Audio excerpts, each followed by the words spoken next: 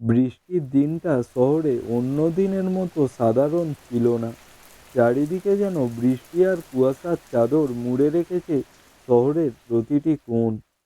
গলির ছোট্ট চায়ের দোকানটা জমজমাট, তবে কেউই আরাম করে চা খেতে পারছে না, কারণ দোকানের এক কোণে কালো চামড়ার জ্যাকেট হাতে সিগারেট নিয়ে বসে আছে রুনা আপা। রুনা আপার গল্প মহল্লার প্রতিটি মানুষের মুখে মুখে। সে এই এলাকার সিনিয়র গুন্ডি। ছোট বড় পুরুষ মহিলা সবাই তাকে ভয় পায়। তার চওড়া কণ্ঠ, রুক্ষ আচরণ আর ভয়ঙ্কর চোখ মানুষকে পাথর বানিয়ে দেয়। কিন্তু আজ তার চোখের কোণে এক অন্যরকম বিষণ্ণতা দেখা যাচ্ছে। আর ঠিক তখনই দোকানে ঢুকে পড়ে আরমান। কলেজ থেকে ফিরেছে ছেলেটা। শ্যামলা রং, গায়ে ভেজা শার্ট, চোখে একদম সাদামাটা ছাপ। সে রুনাকে দেখে প্রথমে ভয় পায়, কিন্তু পরেক্ষণেই নিজের কফির অর্ডার দিয়ে একটা টেবিলে বসে পড়ে। রুনা খানিকক্ষণ তার দিকে তাকিয়ে থাকে, তারপর তার দিকে এগিয়ে গিয়ে সরাসরি বলল, এই ছেলে, তোর নাম কি? আরমান চমকে উঠে বলল, আমি? মানে আমার নাম আরমান। রুনা ঠোঁটের কোণে এক অদ্ভুত হাসি নিয়ে বলল, তুই জানিস, আজ থেকে তুই আমার পার্সোনাল বডিগার্ড। আরমান অবাক হয়ে বলল, কি আমি আপনার বডিগার্ড? কিন্তু কেন? রুনা সিগারেটের ধোঁয়া ছেড়ে বলল, কারণ তুই ভয় পাস না, আর ভয় না পাওয়াটা আমার খুব পছন্দ। এরপর রুনা তাকে আর কোনো প্রশ্ন করার সুযোগ না দিয়ে চলে গেল।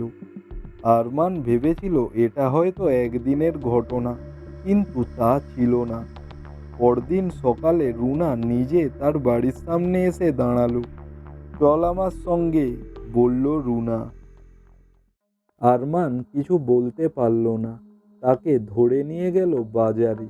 সেখানে এক মাছওয়ালার সঙ্গে তর্ক করতে করতে রুনা বলল, দেখিস যদি আমাকে ঠকাস, তোকে এখান থেকে তুলে নিয়ে যাব। আর এটা আমার বডিগার্ড, ওকে ফাঁকি দিতে পারবি না।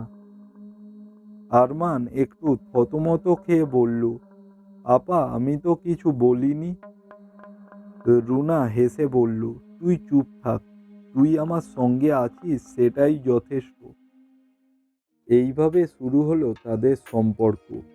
প্রথম দিকে আরমান বিরক্ত ছিল। রুনার ধমক, তার রুক্ষ ব্যবহার আর সব কিছুতে হুকুম দেওয়ার স্বভাব আরমানের সহ্য হতো না। কিন্তু দিন গড়ানোর সঙ্গে সঙ্গে সে বুঝতে পারল, রুনার এই কঠোরতার পেছনে একটা গভীর গল্প আছে।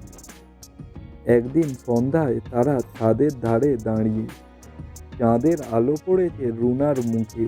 আরমান হঠাৎ সাহস করে বলল, আপা, আপনি এত রাগী কেন? সবাইকে এত ভয় দেখান কেন? রুনা কয়েক মুহূর্ত চুপ করে থাকলো।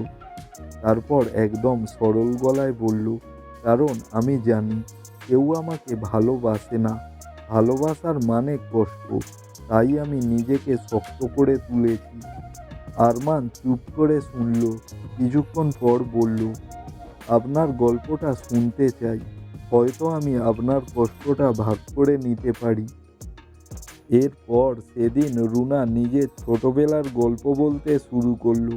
বাবা মায়ের ঝগড়া, তার উপর অবহেলা, ভালোবাসার নামে প্রতারণা, সব কিছু সে খুলে বলল। আরমান গভীর মনোযোগ দিয়ে তার কথা শুনল।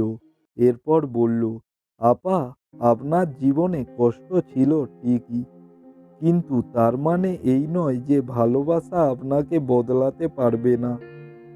আপনি যদি নিজের জন্য একটা সুযোগ দেন, দেখবেন সব কিছু বদলে যাবে। আর সেদিনের পর থেকে রুনার মধ্যে একটা পরিবর্তন দেখা গেল। তার রুক্ষ আচরণ কমে আসতে লাগলো। আরমানের সঙ্গে সময় কাটাতে গিয়ে সে বুঝতে পারল, এই ছেলেটার মধ্যে এমন কিছু আছে যা তাকে স্বস্তি দেয়।